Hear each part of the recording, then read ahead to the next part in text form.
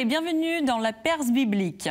Esther, l'héroïne de l'Ancien Testament, intercède à ses risques et périls auprès de son mari, le roi Assuérus, identifié au fameux roi perse Xerxès, pour sauver le peuple hébreu. Tout commence lors d'un long banquet de 180 jours, quand le roi Assuérus rejette la reine précédente pour sa désobéissance et organise un concours de beauté pour trouver sa remplaçante. C'est Esther qui va l'emporter sans que le roi connaisse son identité juive. La reine Esther a un oncle prénommé Mardochée qui l'a élevée comme sa fille. Mardochée est détesté par le grand ministre du roi Aman, le méchant de l'histoire. Aman complote contre lui et contre tous les Hébreux et incite le roi à promulguer un décret ordonnant le massacre de tous les Juifs de l'Empire perse.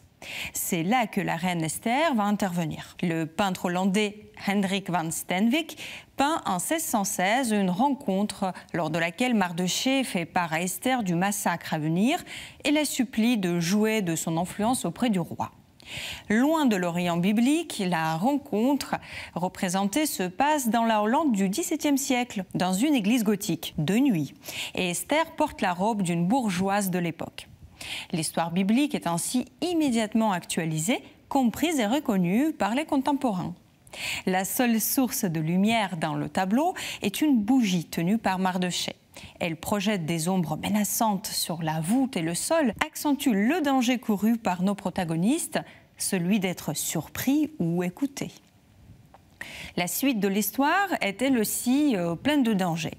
Esther doit parler à son mari alors qu'il est interdit sous peine de mort de se présenter devant le roi sans être convoqué.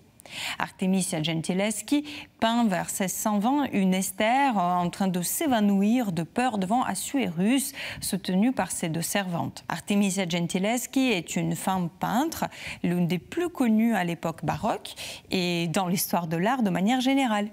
Assuérus est décrit dans la Bible comme étant vêtu de vêtements solennels, d'or et de pierre lorsqu'il reçoit Esther, un souverain redoutable. Or, là, il est tout contraire de l'image qu'on se fait de lui.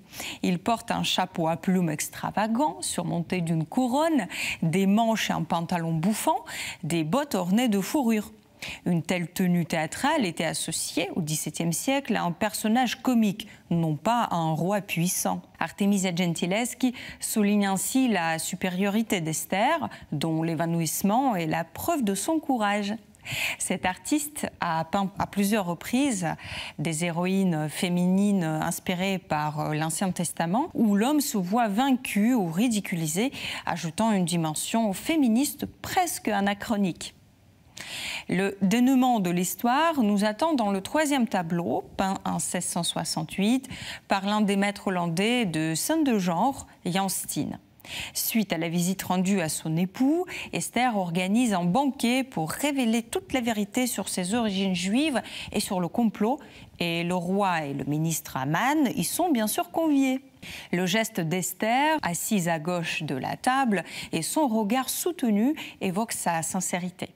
Assuérus se lève derrière la table au milieu du tableau et dirige sa colère contre Aman qui s'affaisse sur son siège sur la droite, conscient de sa chute.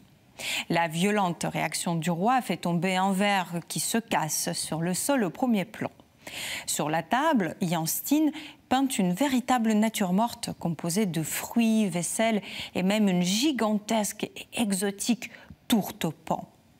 Un citron pelé, une pêche déjà entamée dans le plat, un verre cassé, tous ces objets sont des symboles de la fragilité de la vie, de la vanité des biens matériels ou du pouvoir qu'Aman est justement en train de perdre. Une leçon morale est toujours là dans un tableau hollandais. En outre, la victoire d'une femme de vertu sur un ennemi tyrannique rappelait aux Hollandais leur histoire. Le triomphe d'Esther sur Aman était souvent mis en parallèle avec le combat des Pays-Bas contre la monarchie espagnole dont ils ont obtenu leur indépendance au XVIIe siècle.